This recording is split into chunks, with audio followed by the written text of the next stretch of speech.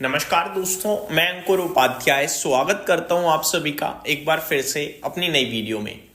दोस्तों, इस समय बिग ब्रेकिंग जो पूरे बाजार में चल रही है वो ये है कि 15 जनवरी यानी 15 जनवरी को भारतीय बाजार बंद रहने वाला है। जी हां दोस्तों, और ये ज्यादा हाईलाइट इसलिए किया जा रहा है क्योंकि 15 जनवरी को मुंबई में बीएमसी के इलेक्शंस का चुनाव होना है। ठीक है जी, वोटिंग पड़नी है।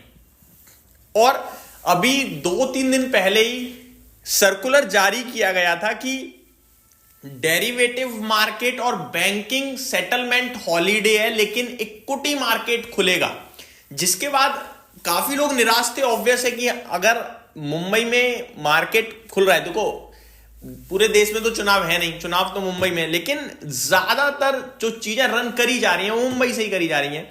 तो अगर सेबी, एनएससी, बीएससी जिनके हेडक्वार्टर्स आपके मुंबई में, ये सब ऑफिस जाएंगे तो वोट कैसे डालोगे आप?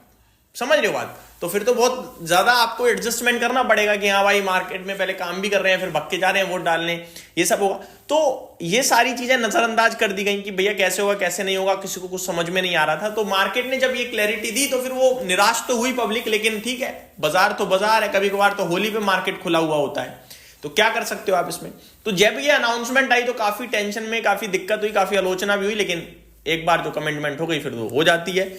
बट अभी फाइनली आज दोपहर में एनएससी और बीएससी की तरफ से क्लियरिटी आते हुए दिख रही है कि अब डेरिवेटिव मार्केट, बैंकिंग सेटलमेंट के साथ साथ इक्विटी मार्केट भी 15 जनवरी को बंद रहने वाला है। छुट्टी है क्योंकि बीएमसी के इलेक्शन हैं। तो ये एक अपडेट आते हुए दिख रही है। सबसे पहले तो मैं आपके साथ शेयर करना चाहूंगा जो कि बिग ब्रेकिंग में है। तो 15 जनवरी बाजार बंद है, ये आपको क्लियरिटी होनी चाहिए। अब बढ़ते हैं आगे दोस्तों दूसरी खबर की तरफ। इससे प्रीवियस वीडियो में मैंने टीसीएस के रिजल्ट्स डिस्कस करे दोस्तों, जहां पे मैंने आपके साथ कहा कि डिविडेंड अच्छा है लेकिन मुनाफा अनुमान से काफी कमजोर है, रेवेन्यू अनुमान से बेटर है, एबिटा अनुमान से बेटर है। अब यहां पे मैं आप सभी के साथ थोड़ी सी और डिटेल्स जो आई हैं वो शेयर करना चाहूंगा।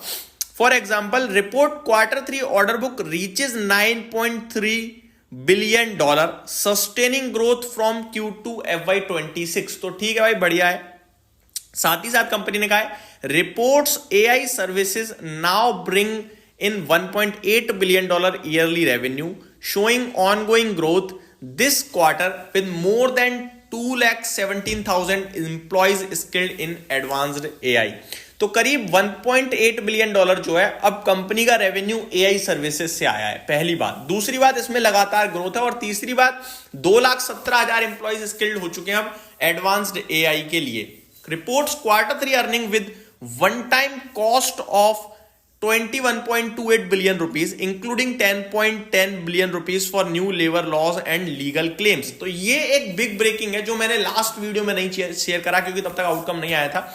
मैं आपको बताना चाहता हूं, कंपनी कह रही है जो मुनाफा है उसमें थोड़ा एडजस्टमेंट है वन टाइम कॉस्ट का, 2128 करोड़ का। अब मैंने आपके साथ जो आंकड़ा पोस्ट करा है वो एक बार बताना चाहूंगा। मैंने मुनाफा पोस्ट करा था 10,600 करोड़ का। अब इसमें मैं 2100 करोड़ और जोड़ दूं तो ये 12,700 करोड़ हो जाएगा, जो कि एक्सपेक्टेशंस को बीट करेगा।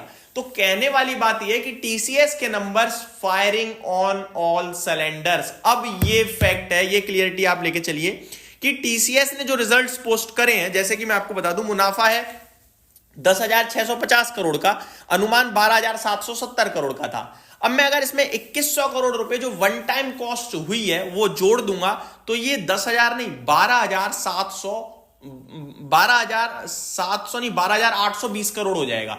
तो ये एक्सपेक्टेशन से ज्यादा है। तो कहने वाली बात यह है कि टीसीएस ने बढ़िया आंकड़े पेश करे हैं। मैं एक बार फिर रिपीट करना चाहूंगा, जो वन टाइम एडजस्टमेंट है उसमें 1,010 करोड़ का तो न्यू लेबर लॉज और लीगल क्लेम्स हैं, और जो ओवरऑल टोटल है वो करीब 2128 करोड़ रुपीस का है यहां पे, with one time cost of लिखा हुआ है क्लियरली। तो मेरे को लगता है ये नंबर्स बाजार को पसंद आने चाहिए। इस बीच में मैं आपको ये भी बताऊंगा दोस्तों, HCL टेक्नोलॉजीज ने भी अपने रिजल्ट्स पोस्ट कर दिए हैं, जो मैं आप सभी के साथ डेफिनेटली शेयर करूंगा दिन के दौरान। बट इस वीडियो में सिर्फ इतना जरूर बताना चाहूंगा कि HCL टेक ने भी डिविडेंड दिया है अपने इन्वेस्टर्स को, एक अच्छा खासा 12 रुपए प्रति शेयर का डिविडेंड दिया है, लेकिन कंसोलिडेटेड पैट 11% घटता हुआ दिखा है, वहीं रेवेन्यू 13% बढ़ा है। डिटेल्स आप सभी के साथ अगली वीडियो में शेयर करूंगा। इस वीडियो में सिर्फ इतना ही। उम्मीद करता हूं डिटेल्स पसंद आई होंगी। Thank you so much for watching this video. Have a great day guys.